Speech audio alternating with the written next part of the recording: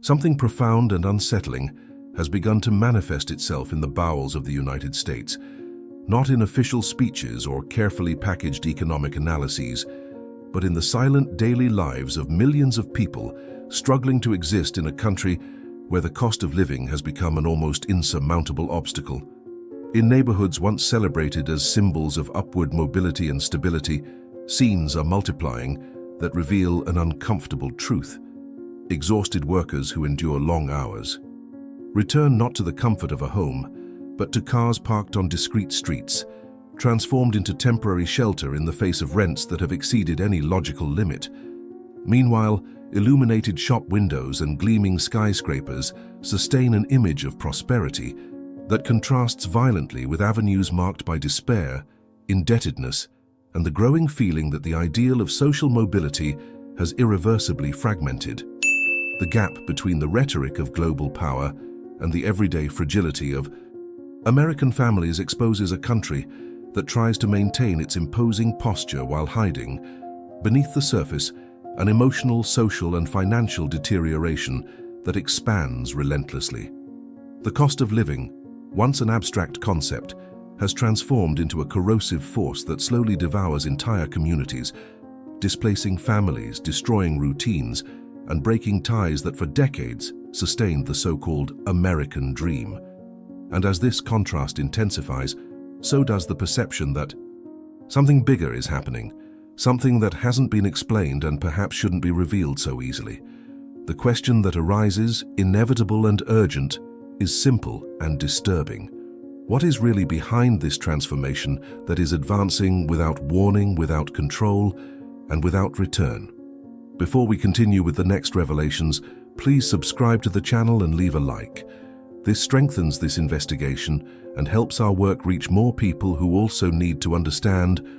what is happening behind the image of the United States. Stay with us because what comes next delves even deeper into this story. While the official narrative insists on portraying the United States as a resilient economy capable of continuously reinventing itself, the lived experience of the population reveals a significantly different reality, perceptible in the way daily life has become a sequence of painful adjustments to survive the progressive increase in the cost of everything that once seemed basic. Supermarkets, although still filled with products that symbolize abundance, display prices that exceed the acceptable limit for workers who have seen their wages stagnate for more than a decade, generating a discrepancy that forces increasingly restricted and humiliating choices, such as choosing between filling up the car, paying for health insurance, or ensuring complete meals for the family. This imbalance intensifies when observing the real estate market, where rents that have doubled or even tripled have transformed entire neighborhoods into forbidden territories for the very residents who sustained them for years, resulting in a silent diaspora that scatters families to peripheral regions, smaller cities, or, in more extreme cases, supermarket parking lots and abandoned industrial areas. At the same time, the pressure for multiple sources of income has become constant, leading millions to accumulate 2 or 3 jobs that barely compensate for the explosive increase in the cost of living, generating a chronically exhausted, emotionally drained population incapable of planning for the future. Young adults, even those with solid academic backgrounds, return to their parents' homes not out of convenience, but due to the absolute impossibility of starting a life independently, while experienced professionals migrate to informal sectors or intermittent work schedules that erode their psychological stability. In cities like Los Angeles, New York, Seattle, and Miami, the number of people living in vehicles, makeshift trailers, and temporary shelters reaches numbers previously associated only with international humanitarian crises, indicating that precariousness is not an exception, but a central symptom of a structure that no longer delivers the minimum necessary to sustain its own narrative of grandeur. With the progression of this silent deterioration, a disturbing realization emerges. Perhaps the problem lies not only in the external signs, but in something subterranean, carefully concealed and perpetuated by forces that benefit from this imbalance.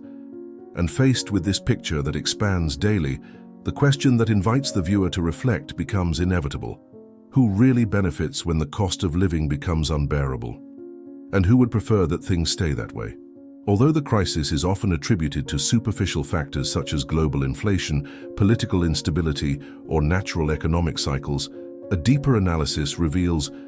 that the brutal increase in the cost of living in the United States is not merely due to market fluctuations, but to a complex mechanism carefully assembled over decades, whose functioning benefits a very specific group while pushing the majority of the population into a spiral of increasing vulnerability. The most evident phenomenon of this architecture is the consolidation of power among large real estate funds and investment corporations, which have acquired entire neighborhoods, bought thousands of homes outright, and artificially manipulated rental prices, transforming the right to housing into a speculative product whose value grows independently of workers' real income. This process intensifies when financial institutions offer incentives for continuous indebtedness, causing credit, which once represented a tool for social advancement, to become a mechanism of economic entrapment. At the same time, strategic political decisions have favored the concentration of wealth in sectors that profit precisely when the population loses stability, creating a disturbing contrast between corporations that register record profits and families that can no longer afford basic expenses. Large supermarket chains, energy companies, technology companies, and healthcare conglomerates benefit from continuous increases in tariffs, monthly fees, and charges, sustaining an industry that thrives not when the population is well, but when it is under pressure. This imbalance is reinforced by the absence of effective regulations, allowing a few companies to set prices almost autonomously without any proportional relationship to the national average income. Thus, the crisis, presented as inevitable and spontaneous, reveals itself more as the result of calculated decisions than as a natural consequence of economic flow. This understanding, though uncomfortable, reveals that the official narrative hides deeply entrenched interests that shape the daily lives of millions without these individuals even realizing the extent of the control imposed upon them. And faced with this structure that operates under layers of silence and institutional convenience, a new concern arises, leading to the next stage of the analysis. What happens when the effects of this mechanism accumulate to the point of transforming not only the present, but the very future of the country? As this silent mechanism of economic concentration advances, the effects become tangible on scales that transcend individual drama and begin to redraw the very social map of the United States, producing internal displacements comparable to those observed only during periods of war or major historical collapses. Families that once occupied stable neighborhoods and carefully planned for the future find themselves forced to abandon their hometowns in search of regions where the cost of living has not yet been fully captured by speculation, driving an internal exodus that profoundly alters the demographics of entire states.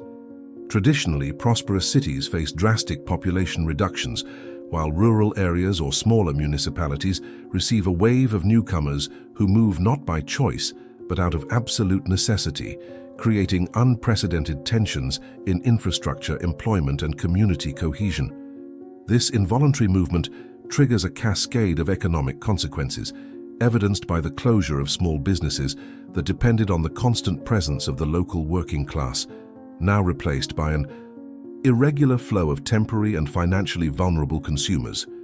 At the same time, public schools are losing students at an alarming rate, which means budget cuts and a deterioration in educational quality, reinforcing the sense of decay that has been present in numerous regions for years. The impact is also felt in mental health, with increasing rates of anxiety, depression, and emotional distress directly associated with the fear of losing housing, employment, or minimal stability, transforming survival into a daily exercise in psychological resilience. In urban areas, the proliferation of vacant properties contrasts sharply with the explosion of makeshift encampments, highlighting a destructive paradox in which the country accumulates resources while simultaneously producing human abandonment on an increasing scale. In coastal states, the housing crisis accelerates the emergence of entire neighborhoods composed of trailers, converted vans, or small mobile dwellings, symbolizing not only economic precariousness, but also the collapse of the idea of permanence. As these movements intensify, it becomes clear that the country is not merely facing temporary difficulties, but a structural transformation that redefines what it means to live, work, and grow old in the United States. Given this scenario unfolding in multiple directions, a new point of tension arises that demands deeper investigation. How does this external collapse connect to the internal collapse of a society that, even surrounded by abundance, has never been so empty inside? Behind the statistics, population displacements, and economic tensions that shape the landscape of the United States, there is a silent and often ignored layer that reveals the emotional dimension of the ongoing collapse. A dimension that doesn't appear in reports, but manifests itself in the daily lives of millions who face, alone, a burnout that no indicator can translate. The rising cost of living, coupled with housing instability and continuous pressure for performance, has generated an existential crisis that transforms life into a sequence of mechanical tasks, devoid of purpose, in which surviving has become more urgent than thriving. In seemingly comfortable apartments surrounded by screens and devices that promise to facilitate daily life, a feeling of helplessness grows, fueled by silence, notifications of overdue bills, and an emotionally compressed routine. In large cities, this emptiness is revealed in crowded corridors, where thousands pass by without exchanging a meaningful glance, creating a society that physically coexists while experiencing unprecedented levels of loneliness. Even among those who share housing, exhausting commutes reduce family life to brief and weary encounters. In communities that once depended on local ties and active neighborhoods, financial insecurity has dissolved bonds that for decades provided emotional support. This collective emptying of belonging and purpose fuels a growing psychological fatigue and sets the stage for an inevitable question. What do the hidden numbers reveal that silently expose the true dimension of the American crisis? Although the feeling of social exhaustion is easily perceived in everyday American life, it is in the data that the magnitude of this transformation is revealed most clearly, exposing a reality that contrasts violently with the narrative of prosperity sustained by authorities and sectors interested in preserving the image of economic stability. The numbers show that more than 6 out of 10 Americans today live in some degree of permanent debt, which means not only the loss of financial control, but the practical impossibility of planning any future that goes beyond the next billing cycle. Dependence on food banks has reached levels comparable to the worst periods of the Great Depression, with millions of families depending weekly on donations to guarantee basic meals, while supermarkets, which symbolize abundance, display prices that are rising at a rate far exceeding average income. The housing sector, often used as a barometer of a country's economic health, presents an even more alarming picture. In several metropolitan areas, the cost of rent already exceeds half the net income of full-time workers, meaning that a single fluctuation in the budget can result in immediate eviction. Access to healthcare, considered one of the pillars of quality of life, has become a constant risk factor, with private plans reaching impractical prices and entire populations postponing essential exams due to lack of resources. Even traditionally valued jobs, such as teachers, nurses, and public servants, face significant losses in purchasing power, demonstrating that the crisis is not limited to vulnerable sectors, but affects the country's productive structure across the board. The most disturbing data, however, is not what appears in official reports, but what is hidden in the gaps between the statistics, the significant increase in adults working multiple shifts, the reduction in sleep hours, the growth in the use of anxiolytics and antidepressants, and the continuous rise in people who report permanent insecurity regarding their own survival. These numbers, often diluted in technical reports, represent stories of daily wear and tear, painful choices, and renunciations imposed by a system that reorganizes itself based on profitability, not human dignity. Given this set of indications that reveals a quantitative and qualitative collapse, an inevitable question arises, preparing the way for the following analysis. If these numbers are already so alarming now,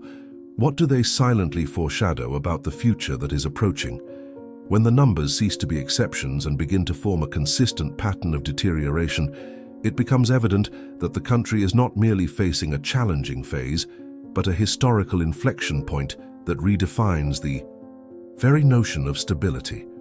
The trends observed in the last decade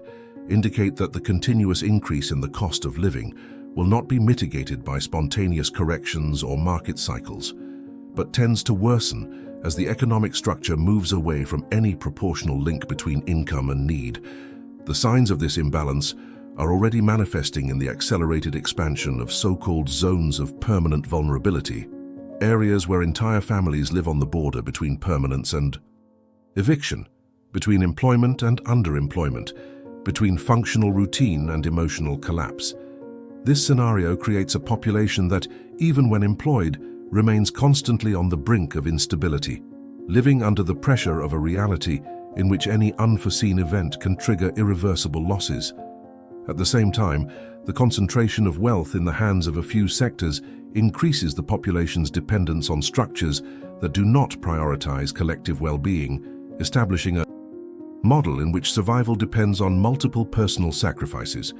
the adoption of exhausting work schedules, and the tacit acceptance of conditions that progressively diminish the quality of life. The growing inability to access housing, health, and adequate food is not just a worrying statistic, but an indicator that the social base that sustained the imaginary of the American dream is rapidly disintegrating. The country continues to move towards a social configuration in which inequality ceases to be a distortion and becomes a structural part of the system. Given this perspective, any analysis projecting the future needs to consider not only economic risks, but also the accumulated emotional impact, which creates an environment of continuous hopelessness and weakens the social networks that still resist. The feeling that the present is already unsustainable raises an inevitable and disturbing question, which prepares the ground for the final reflection. What remains when an entire society realizes that it is not only losing quality of life,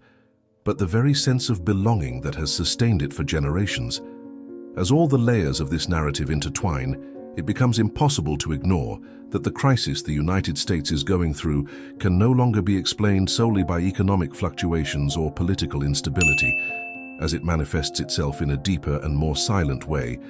affecting the most vulnerable point of any society: the collective perception of purpose, identity, and hope. The continuous rise in the cost of living, the dissolution of community ties, and the accumulated emotional strain paint a picture in which survival and resignation have come to occupy the space previously reserved for the dream of prosperity, transforming what for decades was a symbol of upward mobility into a reality marked by insecurity and fragility. The rupture observed is not only material, it is expressed in the way people have come to see themselves, their homes, their futures, and above all their relationship with a country that seems to be moving towards a social model in which dignity becomes a privilege and not a minimum condition. In traversing this path of contrasts, losses, and revelations, what emerges is the realization that true collapse rarely begins with abrupt explosions or visible falls, but with the normalization of exhaustion, the growing silence of the streets, and the feeling that living demands ever more effort to reward ever less. What remains then is a question that echoes with unusual force. What happens to a nation when the cost of existence becomes greater than the emotional and financial capacity of those who sustain it? The answer may not lie in news reports or speeches, but in the gaze of millions who try to resist a process that advances even when it is not perceived. If this content helped you gain a deeper understanding of this reality, subscribe to the channel and follow our upcoming investigations. Your participation keeps alive the discussion that many prefer to avoid.